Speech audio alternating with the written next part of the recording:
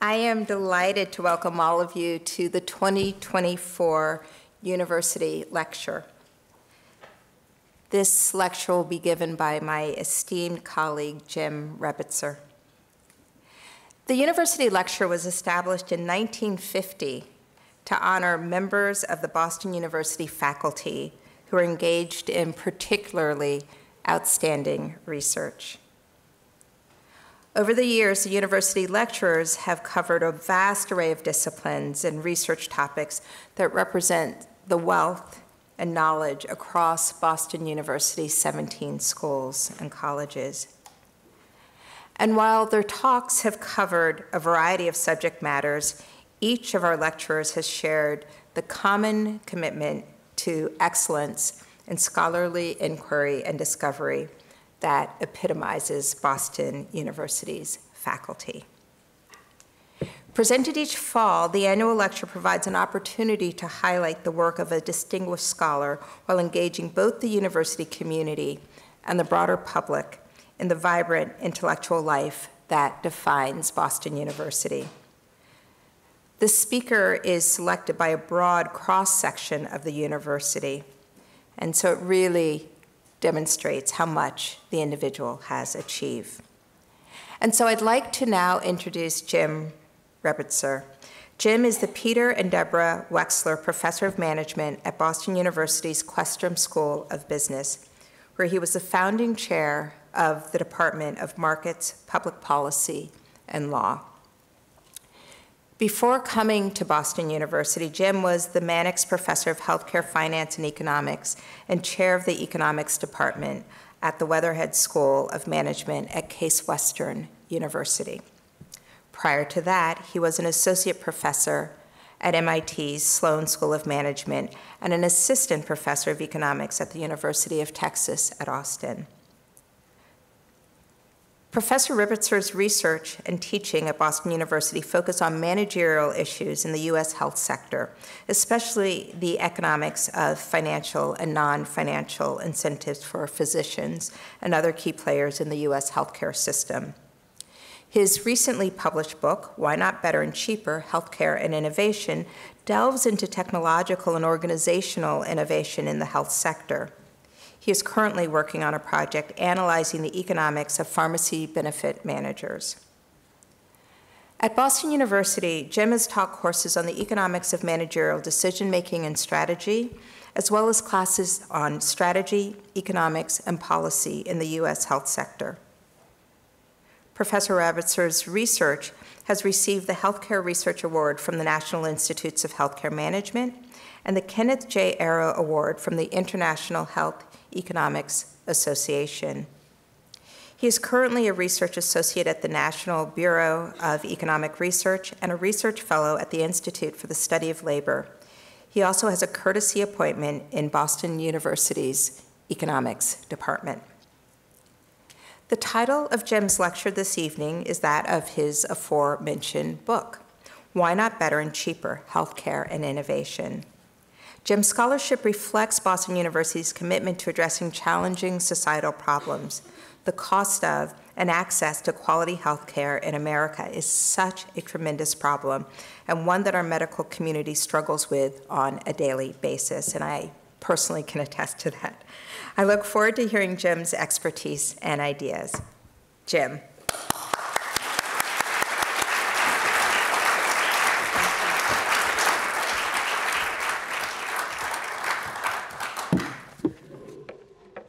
Until a moment ago, I was going to say it's great to see everybody here, but now I can't see you. Thank you, President Gilliam, and thank you, Provost Waters, and the selection committee. Getting to give this talk is one of the real highlights of my long career at BU. So let's begin. Today's talk is based, as President Gilliam said, on a book. I wrote the book with my identical twin brother, Bob, who is a longtime strategic consultant in the health sector. And there we are. Bob can't be here tonight because he lives in Palo Alto, and frankly, he said it's not worth it. But He did urge me at this point to stop and ask you, who's the better looking twin? That's him. Let me tell you the origin story of the book. Bob says it's my fault. Bob was trying to help a foundation develop a new device to deliver lower cost care to low-income populations in California. And he calls me up, and we talked like we always do, and he was complaining. He said, nobody makes any money with a cost-reducing innovation, because he couldn't find any takers for this. And I responded the way economists want to respond. I said, that doesn't make any sense at all. And so we talked, and we talked for months. And then at the end of this long conversation, I was actually on a bus in Jamaica Plain talking to him on the phone, and I said to him, I think we've got a book here. And so that's what we wrote. This book and this lecture are a mind meld of our two worldviews. His as an expert advisor to healthcare organizations, and mine as an academic and a health economist. The ideas in today's talk are taken from the book, but there's new stuff. I can't tell you which is new because I can't remember, but we'll figure it out. So this talk is going to address three key questions. If you walk away with answers to these three key questions, you've got the talk. The first question is, why doesn't healthcare get better and cheaper like our cell phones do? And our answer is like mind-numbingly simple, and maybe, I'll just leave it at that. First, it's too easy to make money from low-value innovations, and second, it's too hard to make money from innovations that reduce costs. Why does healthcare work this way? This is not the way we think about innovation working in a dynamic economy like the United States. And our answers are as follows. We focus on, and we'll be talking about tonight, prevailing incentives in the health sector. We talk about prevailing norms and narratives, particularly in the medical professions. And we'll be talking about the problem of reluctant incumbents. What's novel about our analysis of the health sector? Third question that we're going to talk about tonight. Analysts, and President Gilliam actually nodded towards this, analysts have largely focused on three vital signs in the health sector. They focus on cost, they focus on quality, and they're focused on access. These are really important vital signs. After the last election, a lot of settled issues, particularly around cost and access, are going to be resurfacing again. So I want you to understand that I think these are three important vital signs. But our purpose in writing the book is to introduce a fourth vital sign. And that fourth vital sign is innovation. Healthcare innovations are not delivering what they could. And then we ask, once we understand why that's true, what can be done to encourage innovations for a better and cheaper system? I want to stop here for a moment and just ask you to reflect on how audacious or crazy this thesis is. We live in a world of miraculous biomedical innovation. You just open the New York Times any day, not even the New York Times, any magazine you want, and there's things that in there that would have been inconceivable even 10 years ago. So how is it possible that two non-scientists who haven't been in a lab since their undergraduate biology classes, and one of us didn't do very well in that, and I could tell you because he's not here, it was Bob. How is it possible for us to claim with any credibility that there's something wrong with the innovation system in light of this profuse innovation that's happening all around us? So keep that question in mind as we move forward. Stories and examples. The book, I like to tell myself, is deeply researched. It applies theory and evidence from economics, from psychology, sociology, health service research, and even management. But I don't want to talk about most of that today. I don't think you'll remember that. I know I wouldn't remember that. Instead, I want to use stories and examples to give you an intuitive feel for the key arguments in the book.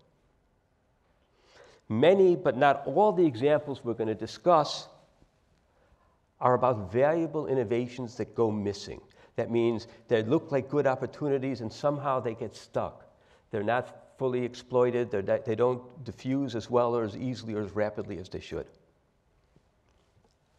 Oops. So here's the outline of the talk. I want to begin by talking about incentives in the patent system. I'm going to then talk about incentives for improved treatments and cost reductions. Then I want to talk beyond financial incentives, the role of norms and narratives. Then I want to address the problem of reluctant incumbents. And then I want to ask the question, what to do? I predict you'll like all of it but the last one, but we'll see when we get there.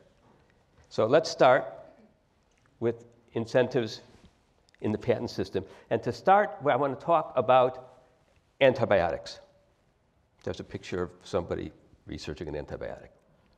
Let's talk, before we dive into antibiotics, I want to give you a 10,000 foot overview of the patent system. There are many people in my department, Ian Coben, who's here, Florian Aderer, who's here, who are much more expert on the patent system than I will ever be. Apologies in advance for this very cartoonish view of the incentives for innovation in the patent system. The patent system grants a time-limited monopoly to innovators. And that monopoly includes a powerful market test. The prize for innovating depends entirely on the demand for the product. If you patent something that nobody is willing to pay for, you don't make any money. There's no graybeard who's saying this is the right innovation. There's no government bureaucrat directing things that way. It's entirely what are people willing to pay for? And that's an enormously powerful feature of the patent system. But as you'll see, it has bugs in it as well. Consider the case of new antibiotics. Antibiotics are central to human health worldwide. They're central certainly to our very advanced medical systems, but also to healthcare systems in developing countries. The problem is that the bugs are constantly evolving resistance. The patent market test that I just described to you ought to greatly reward the invention of new antibiotics. People should be willing to pay a lot not to die of a resistant infection. But that's not what happens. A new antibiotic is an almost guaranteed money loser. There's a nice article that just came out this week in one of the many online JAMA journals. It had something in there that made a lot of sense to me. I think it's probably right, that there were about 20 companies researching new antibiotics in the year 2000. Today, there are only 4. This is a worldwide problem. What is the cause of this problem?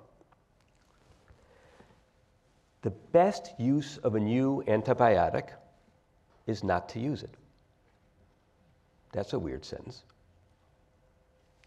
New antibiotics are almost always more expensive than the antibiotics they're replacing, and no more effective against drugs that are themselves not resistant. In addition, wise stewardship of these molecules requires holding off on their use. Why? Because you don't want the constantly evolving bugs to have an opportunity to develop resistance to the new antibiotics. So if you think about this for a minute, you can see already how the problem of creating incentives for the development of new antibiotics runs afoul of this very powerful and very useful market test in the patent system. We need a different market test, one that doesn't rely on units sold to reward value creation. What might that different market test look like? Stay tuned.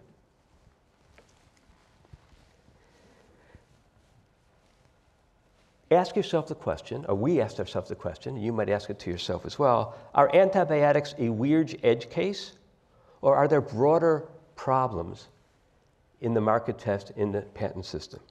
We argue that the problems are broad, not limited to the case of antibiotics. We argue that the patent market test can misdirect when private value isn't closely aligned with social value. So let me give you 3 examples that we spent a lot of time talking about, that we've written about not only in the book, but also in subsequent short pieces, popular pieces.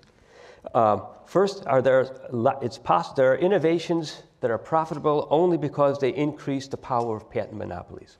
Let me give you some example of those. Killer acquisitions.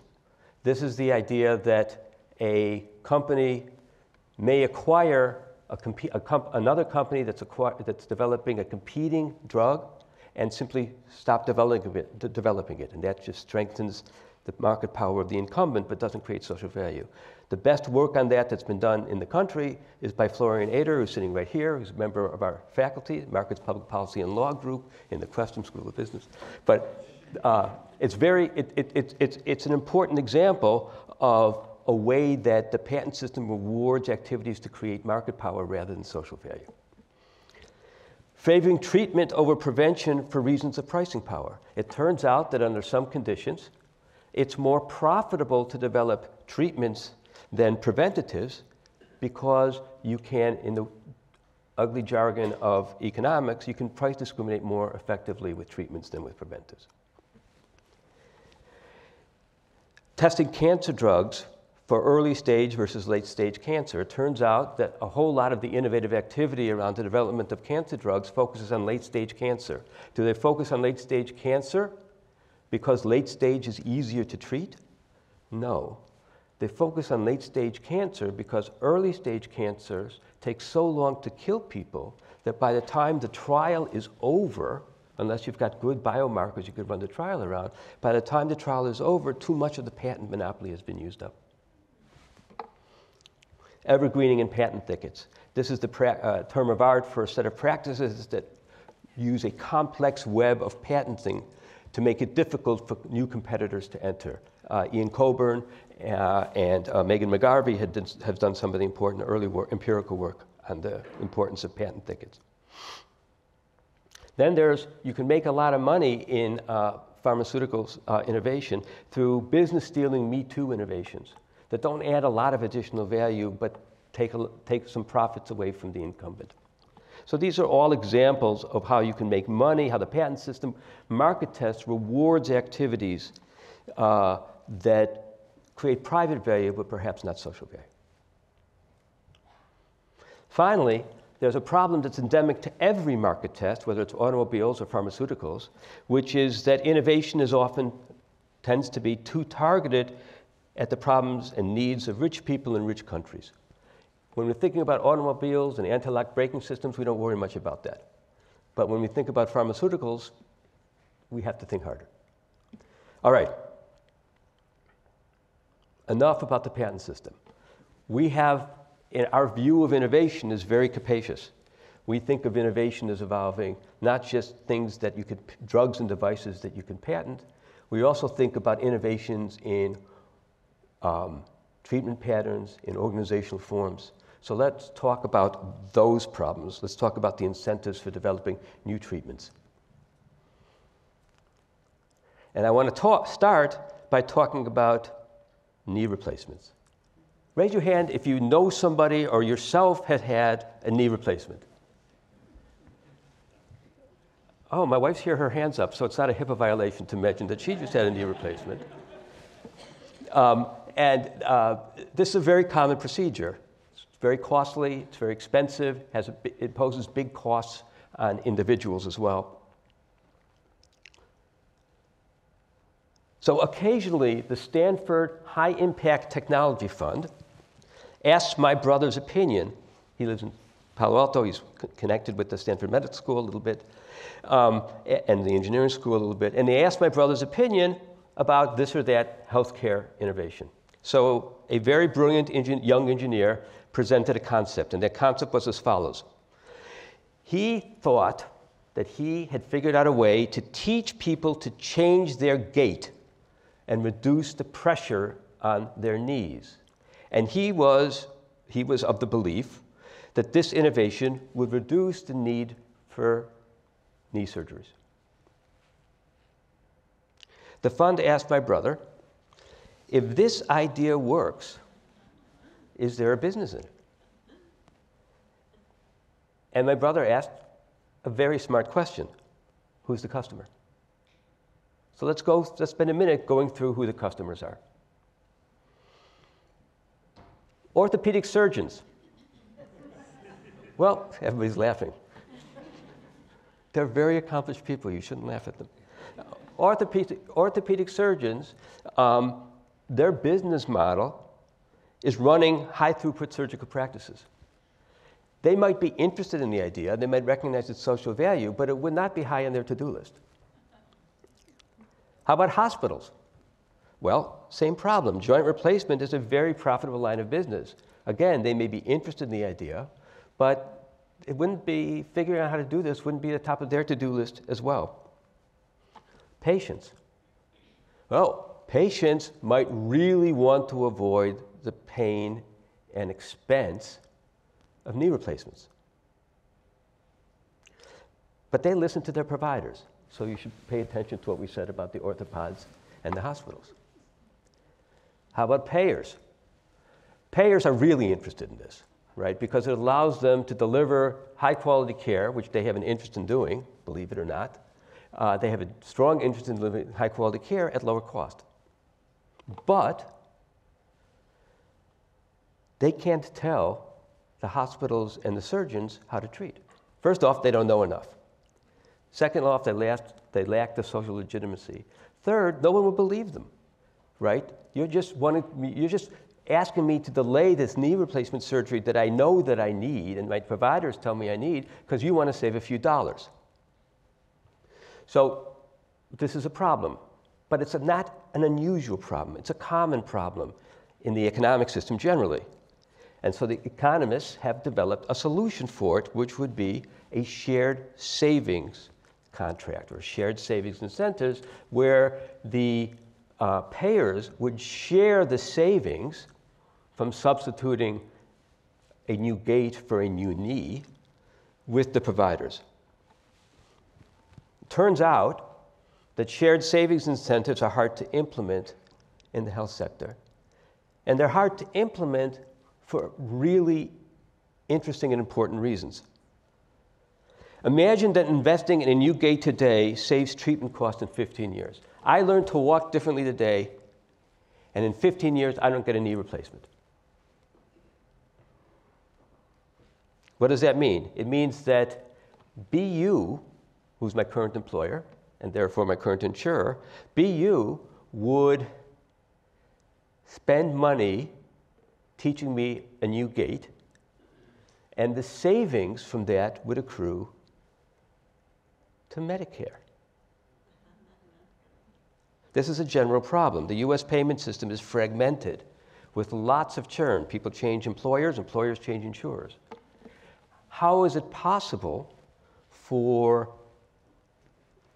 an innovation like this to capture the future returns in a way that they can use to influence behaviors of providers in the present? This is what I call a time horizon problem. And this time horizon problem bedevils lots of treatments for chronic diseases: smoking cessation, obesity, diabetes management. All kinds of chronic diseases have the flavor that you make an investment now for payoffs exercising 5, 10, 15, 20 years down the road.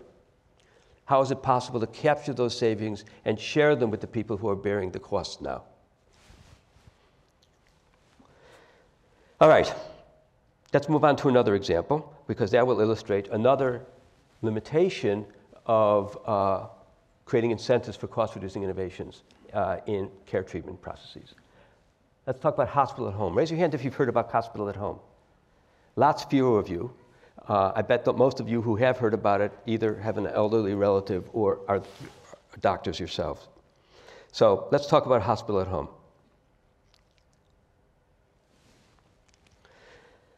Hospital at home delivers acute care to patients in their own homes. It has been studied since the 1970s. The primary entrepreneurial proponent of hospital at home today is a very unusual physician at Johns Hopkins named Bruce Leff. And the evidence that's been accumulating since the 1970s is thin, but promising. Studies demonstrate that the hospital-at-home concept is feasible and effective. Hospital-at-home is associated with lower mortality and costs. The kind of studies you need for a more causal statement haven't yet been done or done well enough. Patients seem to like it.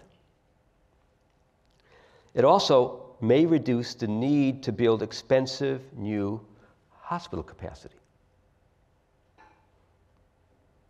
Neither health systems nor payers were willing to invest in hospital-at-home until CMS, the Center for Medicaid and Medicare Services, why you have a 4-digit acronym with 3 letters is deeper than me, but until CMS allowed Medicare to reimburse during the COVID crisis. Ask yourself the question, why did the private payers, we have a very large and active private insurance system in the United States, why did the private payers wait for the slow-moving CMS bureaucracy and a public health emergency that happens once a century to begin experimenting and paying for this new treatment modality? We have an answer. And we think it's one that provides some general insight into the problems of innovation in the health sector. Hospital-at-home requires upfront investments in processes, technologies, procedures, and personnel. And these upfront costs create a strategic dilemma, which I didn't learn about in graduate school, but I learned from younger colleagues much later, and it's called a common agency problem. Here's how it works. A hospital has many payers who might benefit from hospital-at-home. A bunch of different insurance companies, Medicare, Medicaid. If a single payer covers all the hospital's upfront costs for the hospital-at-home, other payers can benefit from that investment. The hospital now has a capacity, and so instead of Blue Cross Blue Shield, some United or Anthem patients can benefit from the capacity that the hospital has built out. This makes paying for hospital-at-home for a single payer a suspect investment, maybe even a bad investment, even though it might create a lot of social value. However, if the payers coordinated by all agreeing to reimburse for the hospital's upfront costs, hospital-at-home might look like a much better investment.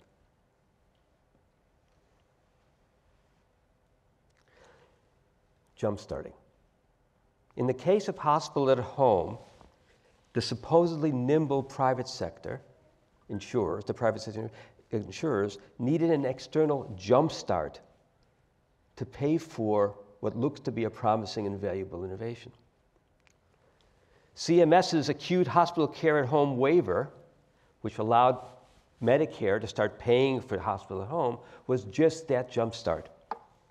What it did, Medicare committed to reimbursement, and since Medicare is such a big insurer, their reimbursement would cover a big share of the upfront costs, making it easier for other payers to also go along. In other words, Medicare's jump-starting solved the coordination problem amongst the payers that was inhibiting the adoption of this new innovation.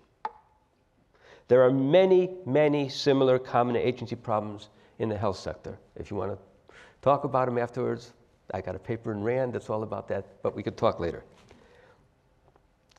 Finally, the final example of barriers to incentives drawing forth cost-reducing innovations in the health sector on the treatment side, I want to talk about private equity in nursing homes. Raise your hand if you've got a friend or neighbor or loved one who's in a nursing home. Raise your hand if you've heard of private equity. Keep your hand up if you understand them. Oh, okay, we have some. Florian understands them. Okay, good. Anita understands them. I don't understand them. They're mysterious to me. But for reasons that are mysterious, private equity has decided that nursing homes are a really good investment for them. Why is that relevant for our talk tonight? Because what private equity does is it supercharges financial incentives to reduce costs. They load up the organizations they acquire with a lot of debt. It's called leverage. And they also provide powerful managerial incentives to magnify pressures to reduce costs. Because they want to reduce costs, they want to make these enterprises profitable so they could turn around and sell them in 3 to 5 years. A recent study examining private equity ownership of nursing homes found, this is by Atul Gupta and colleagues, mortality rates increased by 10% over a base of 17%. 20,000 additional deaths occurred over the 12 years of the study.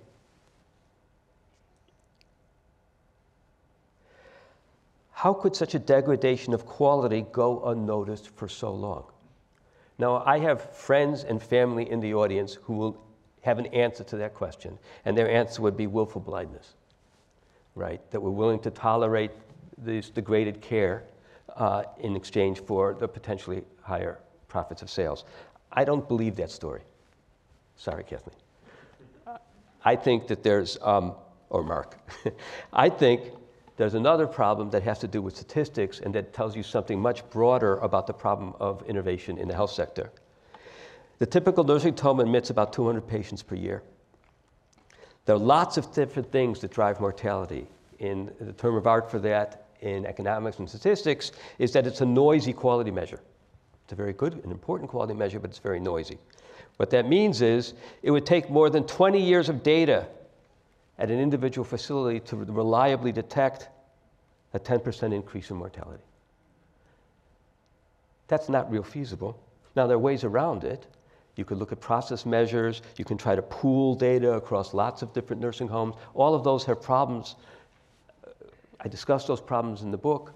I don't want to discuss them here. The point I want to make is incentives for cost-cutting incentives are dangerous without good quality measures. Bad quality measures limit the benefits of a system with high-powered cost-reducing incentives. So let's take a summing up here for a minute. Payers often have an immediate interest in better and cheaper treatments. Getting others on board, particularly providers, but not only providers, requires shared savings incentives. Shared savings incentives face headwinds in the health sector. There's the time horizon problem, think the knee example. There's the common agency problem, think hospital at home.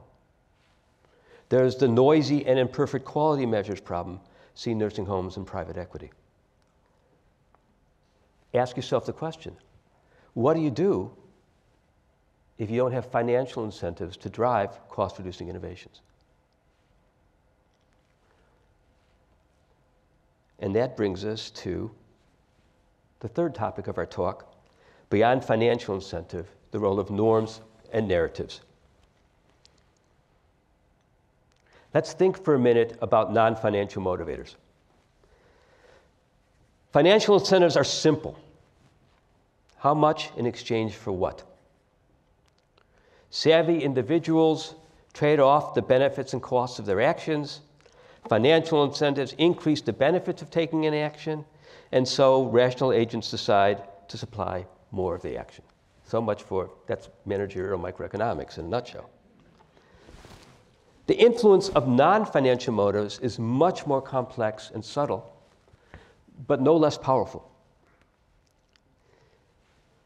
When you think about non-financial incentives and motivators, you have to think that actions are assigned meaning and moral value, not just benefits and costs. Some actions are admirable. Others are repugnant. People want more than to maximize their net earnings. They want to fulfill ethical obligations and duties. This raises a question, or this sets up a question that's worth all of us thinking about. Can non-financial motivators spur innovations when financial incentives fail? In other words, now that you have the jargon all down from the beginning of the talk, can non-financial incentives motivate valuable innovations when limited time horizons, common agency, and noisy quality measures limit the efficacy of financial incentives? Our answer is sometimes. To talk about that, to illustrate that, I want you to think about Diane Meyer. There she is. In 1995, Diane Meyer and a small group of colleagues invented palliative care, which was a new multidisciplinary approach to relieving suffering. It was a genuine care innovation. Palliative care illustrated how non-financial motives, or it illustrates rather, how non-financial motives can spur an innovation. She describes it as more like a political campaign than anything else. Despite poor reimbursement and arduous work, palliative care attracts growing numbers of providers. How'd they do it? Palliative care appeals primarily to non-financial motivators. What are these? Ethical values, offering patients relief without giving up. Norms, appeals to the provider's ethical commitments to healing rather than a grab for additional fee-for-service revenues. That can be very appealing to people who are socialized to become physicians and nurses. Legitimacy, they want endorsements by leading academic and professional organizations. And through the skillful manipulation, or not manipulation, that sounds too instrumental, through the skillful handling of these non-financial motivators, they were able to build and propagate a very valuable innovation. So can non-financial incentives support innovations? Why do I say sometimes? When innovations are aligned, it's easy for them to do it when innovations are aligned with professional commitments and obligations. It's easier for them to do it when the innovators can be trusted to prioritize healing over financial interests. But non-financial norms and motives can also inhibit valuable innovation. And we'll talk about that later on in the talk. Stay tuned for that.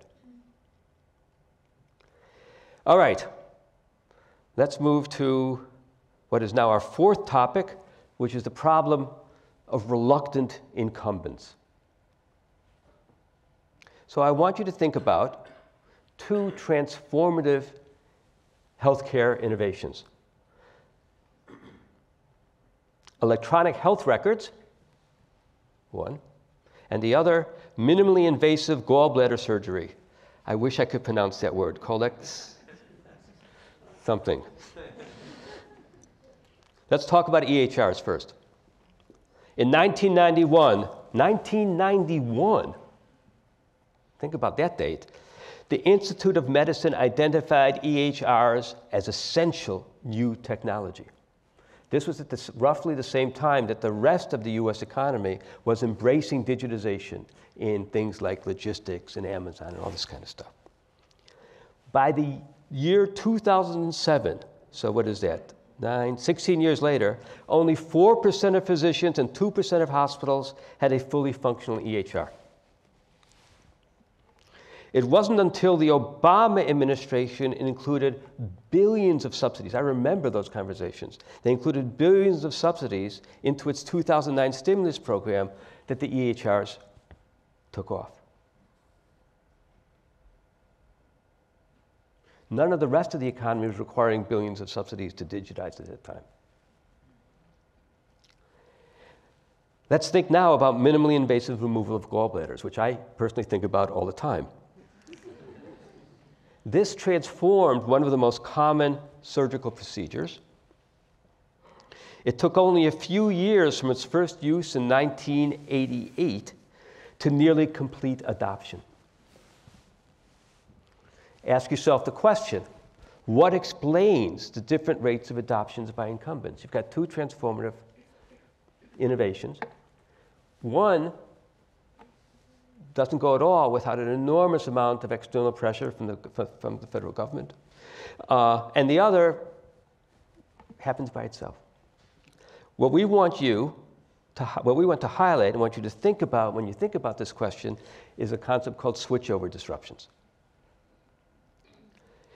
What do we mean by that? Whenever you introduce a transformative new way of doing a business or a procedure or a care process or a managerial process, there are always periods of disruption. And those disruptions have costs. And those costs come because the new approach upends previously profitable, smooth-running operations. Switchover disruptions can dissuade firms from taking up otherwise valuable innovations. The switchover disruptions for EHRs were very large. My brother was a consultant to Kaiser Permanente when they were trying to implement. They were one of the very early implementers of EHR systems, and it upended everything. There were large initial expenditures on software, on training employees in new roles, on redesigning workflows. How to make a calendaring system work was like a god-awful mess. The EHRs also challenged existing power relationships and professional identities. There were physicians who actually resigned from the practice of medicine rather than becoming relegated to data entry clerks. In contrast, the switchover disruptions for gallbladder surgery were relatively small. Surgeons and hospitals were already in the business of removing gallbladders. They wanted to do it. They wanted to do it better and faster. The changes were limited to the surgical suite. A lot of other things in the hospital didn't have to be upended. When thinking about the adoption of artificial intelligence or other potentially transformative new technologies, one of the lessons from our research is that it's important to think about switchover disruptions. Switchover disruptions for transformative technologies, and this is an important point, are also most costly for well-entrenched, profitable incumbents. And that's because the operations you're disrupting for well-entrenched, profitable incumbents are profitable operations for the most part. So there's a tendency for well-entrenched, profitable incumbents not to take up transformative innovations unless those innovations threaten their market position. Then they move very fast. Let's take another example of incumbents that were slow to take up a new innovation. Let's think about retail clinics. Some physician visits are complex, others are routine. Retail clinics save money and increase convenience by separating the two. They hire advanced practice nurses to deliver care, and they think for things like earaches, pink eye, urinary tract infections, and they follow standard of care protocols. Retail clinics started in grocery stores in the year 2000. By 2009, there were more than 1,200 operated by CVS and Walgreens. Ask yourself the question, why did pharmacies adopt this innovation rather than docs or other providers? The switchover disruptions were large for dominant incumbent providers because the clinics violated a key part of professional norms by allowing advanced practice providers to deliver care while they're not under physician supervision. As a result, organized medicine waged a public relations campaign against them that almost worked. There's a nice paper about this by Roman Gelfand that sort of documents the efforts. It was kind of a nasty campaign. The physicians narrowly lost, and the pharmacies moved in to a lucrative new market. Why do I talk about this? I talk about this because it illustrates the flip side of professional norms. This aspect of norms, which is about protecting the prerogatives of your learned and autonomous profession, can be a barrier as well as a facilitator to adopting new innovations. All right, now for the last part, which is the part that I predicted none of you would like as well as you like the first part, and I still don't know how much you like the first part. We'll come back to that, or maybe I don't want to know. All right. Our recommendations fall into two buckets, and I'm just going to give you some flavor of them, and then we'll slow down. We'll stop. First is better aligning the market test and the patent system, And the second is encouraging cost-reducing innovations. So, and I have a slide for each of them. So, in the case of antibiotics, we can do a better job by substituting the current payment structure for something like a subscription model, like Netflix. You pay an upfront fee, but you don't really pay for utilization. That allows the innovator to be compensated for their good idea, but separates that compensation from sales, which, as we've already seen, is a big advantage for promotion of new antibiotics. A second way to alter the incentives in the patent system, or to make them more closely aligned with social value, are things called advanced market commitments, AMCs. And what they do is they encourage valuable innovation that the patent incentives themselves may not support. So patent incentives favor market value over social value, and as we've seen, these values can diverge. Patents favor innovations for high-income consumers in rich countries. Patents disfavor drugs with externalities like vaccines.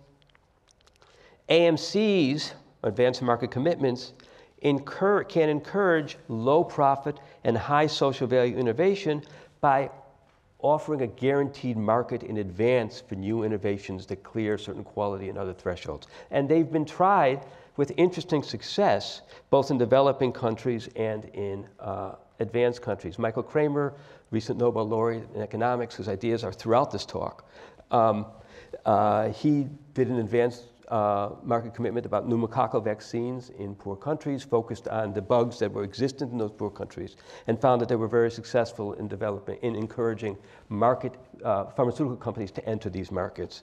And we see an example here in the United States with the advanced market commitments that made possible the rapid development of COVID. There was a guaranteed market, and that made it easier for many drug developers to risk the large upfront investment it takes to put out a new vaccine.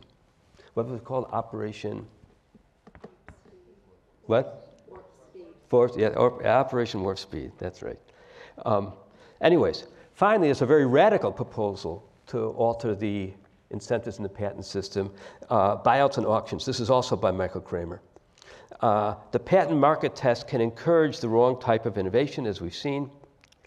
Particularly, this proposal focuses on a couple of issues. Innovators can profit by finding ways to extend patent duration, increase their market power, or by developing mediocre business-stealing innovations. We've already talked about this. High monopoly prices of patented drugs can also discourage the use of new discoveries. There was a miraculous new drug that actually cured hepatitis C. And it was a terrific drug, and lots of hepatitis C exudes in prisons, and the high price of hepatitis C would essentially exhaust the entire prison budget of the state of Louisiana, right? So this is an example of how high monopoly prices can reduce the value of innovation by reducing utilization. Buyouts and auctions can help with both of these problems. The idea is to have the government buy out patents. That sounds good, but it's really hard because you got to buy them out at the right price. What's the right price? And Michael's idea, and he proposed some designs for how you designed an auction that would generate the right price. And then make the resulting drugs available at essentially marginal cost, which is close to zero. And there'd be no intellectual property rights, so anybody could use the drugs. All right, second slide. How to make it easier to reduce healthcare costs, to innovate to reduce healthcare costs. We have some policy ideas. None of it adds up, and there's no silver bullet here. This is a very messy, complicated problem. So one thing that we think that the federal government and other funding agencies and even private foundations should embrace the idea of being a jump starter of last resort as a way to address some of the common agency problems that we discussed in the case of hospital at home. We also think we should improve the data infrastructure in the US healthcare system because it stinks. we're essentially flying blind when we want to think about the cost effectiveness of different innovations. We want to move beyond Medicare data to use it to incorporating more Medicaid data, all payer insurance data, so we have a vision. Almost everything we know quantitatively about the healthcare system and utilization comes from Medicare, and Medicare is a very important but very unusual subset. Secondly, and this I think is even more important, we need as a society to invest in the infrastructure of cost-effectiveness studies. The federal government is out of that business for all kinds of complicated, mostly political reasons. That's not true in other countries, but it is true in the United States. So much of the research about how you should price a medication in relationship to the incremental value it produces isn't done by the feds. It's done, most of it's done by a great deal of it by a very small nonprofit in downtown Boston called ICER, which stands for the Institute for Clinical and Economic Review. And they do a brilliant job trying to model the cost effectiveness of different medications and treatments, and to, from that point of view, figure out what's a reasonable price to pay for them, which will shape the direction of innovation. It is crazy, as much as I respect ICR's work, it is just nuts that a small foundation with essentially one funder is doing this lifting for the whole healthcare system. You need a very big government agency to do it and do it right. Finally, another policy idea it's important to reduce that follows from our analysis. It would be a good idea for innovation. There are all kinds of other reasons for doing this. But from the point of view of innovation, it's a really good idea to reduce the market power of incumbents in the health sector. When incumbents have less market power, switchover disruptions are less costly, fewer innovations are going to be slow-walked for that reason. Finally, we want to mobilize professional and social norms in professional schools. We think that the importance of of norms and narratives in moving the direction of innovation points to thinking harder about professional schools than we have typically when thinking about the healthcare system. We think it's important to teach providers how to innovate and make wise stewardship of social resources an honorable way to care for patients and build a medical career. We want to teach managers how to innovate with physicians, nurses, and other providers. Too often, folks coming out of MBA schools only think about, well, okay, so these are kind of weird engineers, right? And we'll work with weird engineers. That doesn't work in health sector. And we want to teach engineers and scientists about the financial incentives, the non-financial motivators, and the switchover costs that truly determine the adoption of their innovations. I want to stop here for a second. This is a little bit of inside baseball for BU. But Ken Luchen's been going around and giving talks and to different schools, and when he's been saying, we want you to come up with convergent ideas. What does he mean by convergent ideas? I don't think I know. But I think what he means is we want you to come up with ideas that create value for society and that would converge the research activities across the many creative departments, scientists, engineers, physicians that are operating in the BU system. I just want to point out, that's this. That's this. Well, you'll figure out what to do. All right. I want to conclude with an old joke and a call for action. Here's the old joke. Sorry for the long letter. I didn't have time to write a short one. We wrote a short, accessible book so that people will read it. And you know what works? Somebody I know teaches at Stanford Business School, and he told me that he assigned our book together with 4 others and the students had to pick one to do some kind of report about. And he told me, the students, they all picked your book. And I said, oh, that's the best news I've ever heard. It makes me so happy. He goes, yeah, it was the shortest. Right. So it works. Short books work. Call to action. Buy the book. But even if you don't buy the book, I hope tonight's talk helps inspire innovators to make healthcare better and cheaper. Thank you very much.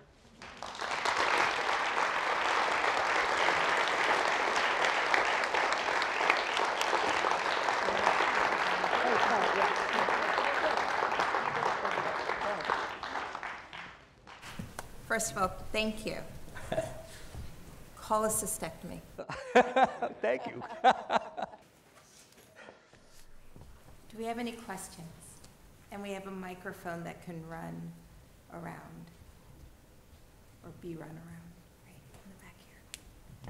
Thank you so much. Thank you. That's great. Hello. Thank you for your presentation. My name is Mehdi. I'm a physician by training. I'm a scientist. I did my PhD at Harvard Medical School. I'm a neuroscientist. I didn't want to write grants a third of my time, so I moved to industry. I work with preclinical startups and help them in the innovation. I really liked your presentation, the overall insights. I think we both agree that the market cannot solve everything. And like, thicketing, evergreening, prevention, a lot of things, market cannot do it. I think we both agree. I loved your last part. Even you were saying that people do not. Because when you talked about antibiotics, I was saying the business model is wrong. And I would say a couple of things, it's that the business model is wrong. You mentioned, prevention, smoking cessation. Insurance has an interest in that. If there's one less, lung cancer treatment, that's money for the insurance. You mentioned total knee replacement. You mentioned the players. The two big ones you didn't mention, insurance and your employer. Insurance and what was insurance and your employer.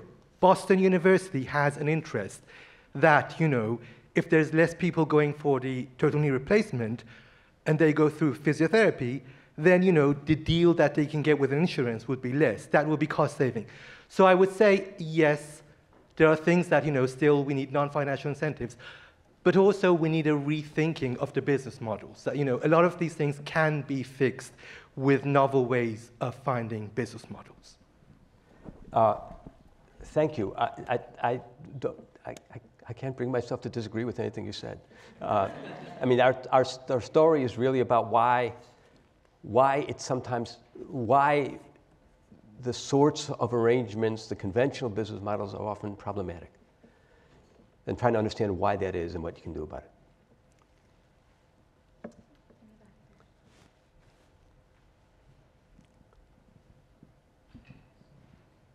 Hi, Professor. Myself, Vijay. I'm taking MBA course here. So my question is, when there are many stakeholders in any kind of transactions, like you mentioned that there are service providers, there are innovators, there are people who want to make money. So to what extent government can intervene when there is some innovation exists and people want to make a lot of money out of it? So can government intervene, and they might offer a tax cut or subsidies, and then that's how they can bring the cost down. So is it possible? I'm not sure, I couldn't hear parts of the question.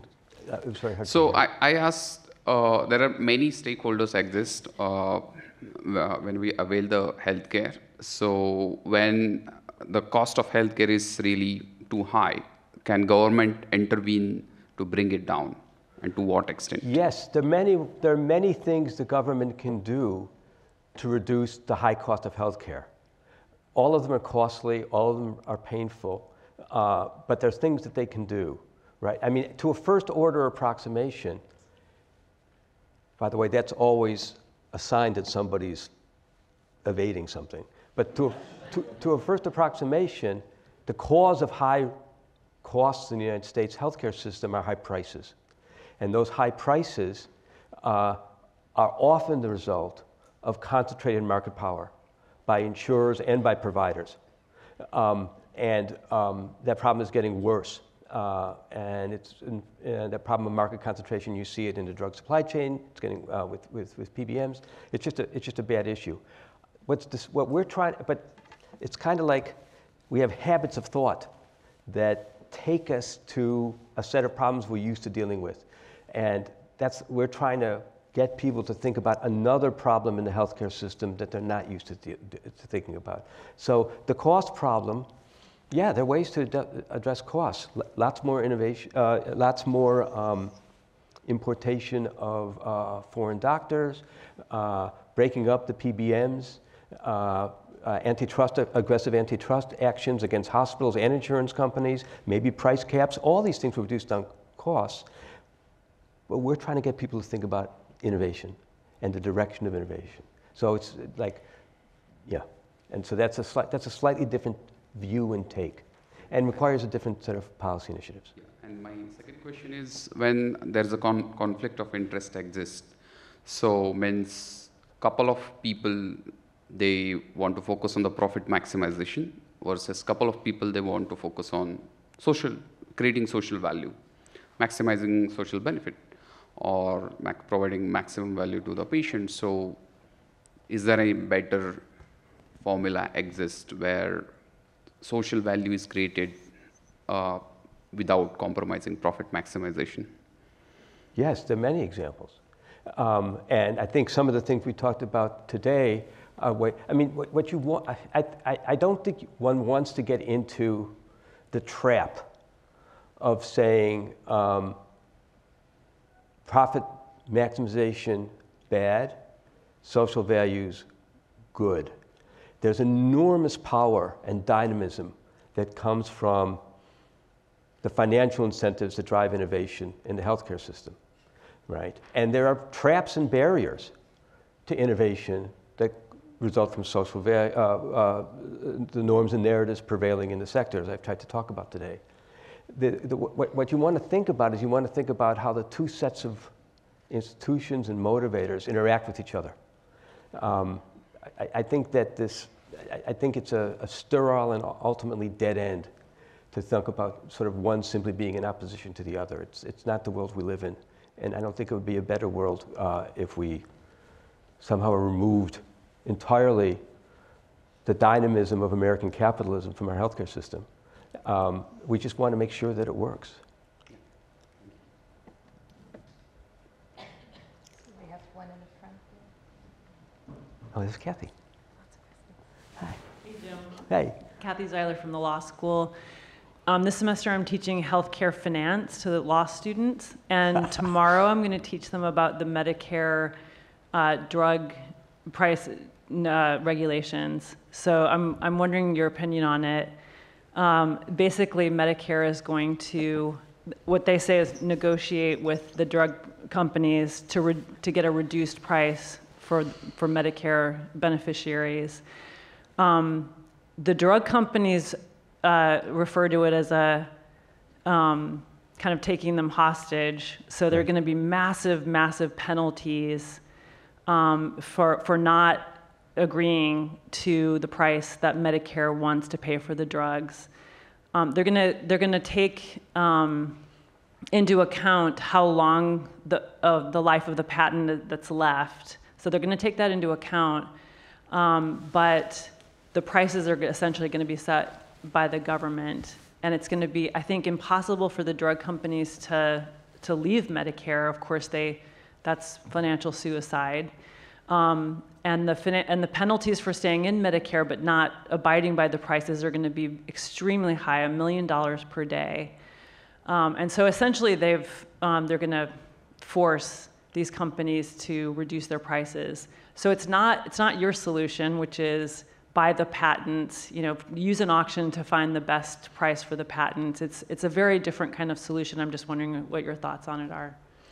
That's a great question. It's a fabulous question, which is another way of saying I don't know what the right answer is here. I mean, what your question points to something that's really fundamental about drug discovery, which is for all their political power and great wealth, pharmaceutical innovators are actually quite vulnerable because the marginal cost of most of their products are very low, and they have enormous fixed investments in development, which means that they're vulnerable to expropriation. Right? You can any price just above marginal cost, they'll have no choice but to participate in, but they could that can after the fact make their innovations entirely unprofitable, and we do not want drug innovation to become unprofitable. We want the right kind of innovations to become very profitable and to have those profits appropriately distributed across society. Having said that, it's kind of a political miracle that we've been living through. When Medicare Part D was passed, I remember going to a meeting at the American Economic Association, and Joe Newhouse, the great health economist of his generation, getting up and saying, this thing in Medicare Part D that says we won't negotiate, the government won't negotiate over prices, that's going to last 2 weeks, right? Because as soon as the government is on the hook for making this stuff work, the temptations to negotiate will be irresistible. And the fact that it's taken decades to reach a point where there's negotiations happening is a testament to the enormous political power of pharmaceutical companies. I think there's a trade-off here between static efficiency and dynamic efficiency. Sorry for the term of art here, but if you price drugs high, that creates a lot of incentives for drug makers to innovate on the next one. And that creates a lot of dynamic efficiencies. The world gets to be a better place, right? We have mRNA vaccines saving the planet, right? But it also becomes, these high prices are self-defeating and creates a lot of social cost as well. So somehow that has to be negotiated. And I am not aware, and maybe if you figure it out, Kathy, for your class, maybe you could let me know, of any principle that lets you figure out the right trade-off between dynamic and static efficiency. I think given the abuses of the healthcare lobbies, some amount of negotiation is at this point almost inevitable. And if it's done badly, it can have very severe effects on innovation. Right now, I think they're proceeding extremely cautiously. They're focusing on drugs that are mostly close to the end of their patent life, where the hit to the drug makers isn't going to be very large. But that can change. And who knows what the Trump administration is going to do? I have no idea. It's a very difficult problem. I mean, there are people here who know a lot more about drug innovation than I do. They may have sort of ideas, but those are my thoughts.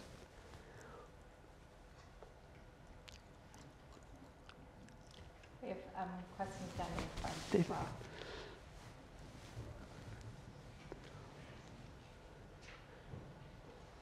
Hello. Thank you so much for your talk. I'm a student here at the School of Theology, and I'm asking this question mostly out of ignorance. I am constantly defeated by the word innovation. It comes up all the time and feels to me a bit like marketing, a bit not. And so I have sort of like a two-part question for you. What do you mean by innovation? And to what degree is that differentiated from something like a Kuhnian technological paradigm shift? What role does profit play in innovation? Why are we using this word all of the time suddenly? And how are you deploying it in this talk? Okay, so let me first off, thank you for coming here from the School of Innovation. I just want to say, these emergent ideas, right? We had engineering school, law school, med school, well now we got theology. So it's like more and more of the university is getting involved in this emergent idea thing. Why do we talk about innovation? Because as economists, and as historians I think would agree with us, the wealth of nations over, why are we so much richer than we were, why is the world so much richer than it was in 1870? It seems to be a very, very large part of that has to do with innovation. The ability to create more with less allows for the prosperity that we all live with. So it's an absolutely central economic function.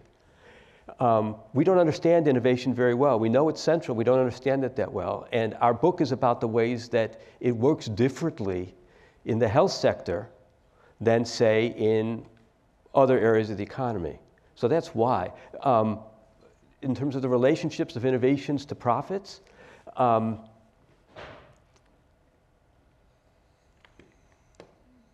argument is essentially that large-scale innovation of the sort that modern economies require large scale, and that involves For that to happen, there has to be some sort of reward for the innovative process. That reward could come in lots of different ways. And you should read the book, because we spend a lot of time talking about different ways for rewarding innovation. But thank you for your question.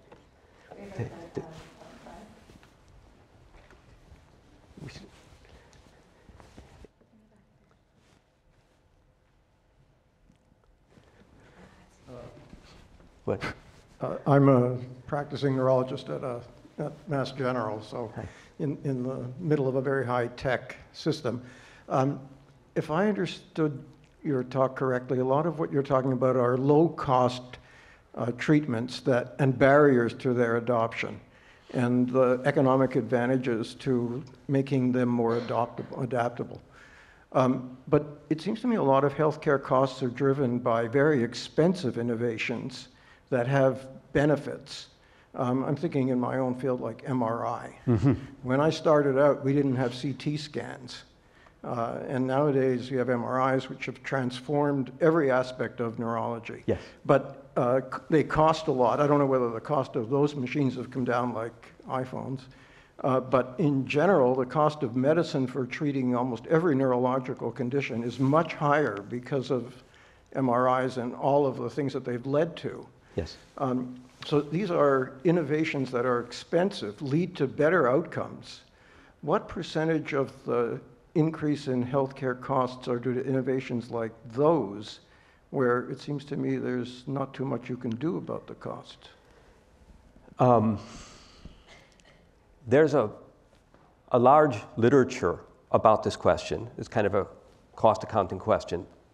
And if you, I'm not in love with the literature, but if you take it, if you just do a sort of a cost accounting, a large part of the rise in costs for hospital stays, for example, are because of the increased use of expensive new capital equipment in the course of treatment. There's no question that that's true. We're asking a slightly different question, which is whether the incentives in the patent system, incentives for new treatment and business processes, whether there are other innovations which could produce value, maybe value at lower cost, that are not being developed. And our answer, I think we have a lot of suggestive evidence that there are a lot of missing innovations, and that we need to think hard about why that is, and to think, and rather than simply taking it for granted, that the market tests inside our patent system, for example, will sort of move you in the right, move innovation in the appropriate direction. I think, yeah, there we are. Yeah, it's you, David. Yeah.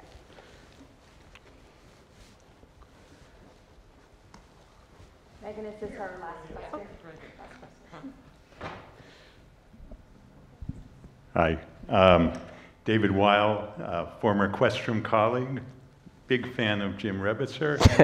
I bought the book, I love the book. I buy most of the recommendations, but on one issue I want to side with your family, and that's the private equity notion that you kind of ascribe to the difficulty of small samples and statistical forecasting. What I didn't hear tonight and I didn't see in the book was, I agree with your notion that market incentives can be very powerful and very dynamic, but there are certain market models, in particular capital market models, I would ask you, aren't they inherently counterproductive to the ends that you describe in the book? Private equity being an example. Prime example. Yeah, well, first off, thank you for the question. David has a long history of pushing me into uncomfortable territory. I actually wrote this book because David said, you need to write a book. Right? It's good for you. It's good for you. I had no idea what the book was. It'll be good for you, Jim. So that's, thanks for that. And thanks also for getting me in trouble with my family. Let's talk about private equity in specific. There's this paper by Atul Gupta that says private equity in nursing homes may be a very bad deal. And I think it probably is a really bad deal. And just like the private prisons might be a really bad thing. And probably almost certainly are really bad things. right? There's certain areas where the opportunity for abuse is too high and the motives are too strong. But it's not easy. So for example, there's a podcast at the University of Chicago. I should say I read the paper, but I didn't. I listened to the podcast about private equity in hospitals and looking at the acquisition of the effects of private equity in hospitals. And what they find, similar kind of study. I mean, I have to read it. I've read groups of study. I haven't read this other one. But the description is very similar kind of study. And what they find is what private equity does in the case of hospitals is they run more cost efficiently. And there's no mortality. So understanding, no mortality effect. So understanding, let me just finish. I'm already pissing everybody off. But understanding where the line is, where we need to introduce lots of protections and we're not, is it's kind of hard. Which doesn't mean, which is not a reason for not thinking hard about it, right? But I would have thought you'd get the exact same result with the hospitals as you do with nursing homes. Nursing homes, everybody's vulnerable in hospitals. Lots of people are vulnerable in hospitals. Everybody in the nursing homes are vulnerable. I think in either case it would be a really bad idea. And you know, I don't understand why one would give a different result than the other, but it's a cautionary tale that the economic morality tales that make us feel confident in, you know, what's overstepping the bounds for private enterprise and what's not are actually kind of, they're complicated, which, you know, I'll go home and people tell me, okay, so you just don't want to do anything, Jim? But that's not what I'm trying to say. Jim, I think the dean of the medical school might have a comment about private equity firms, and then this will be the very last.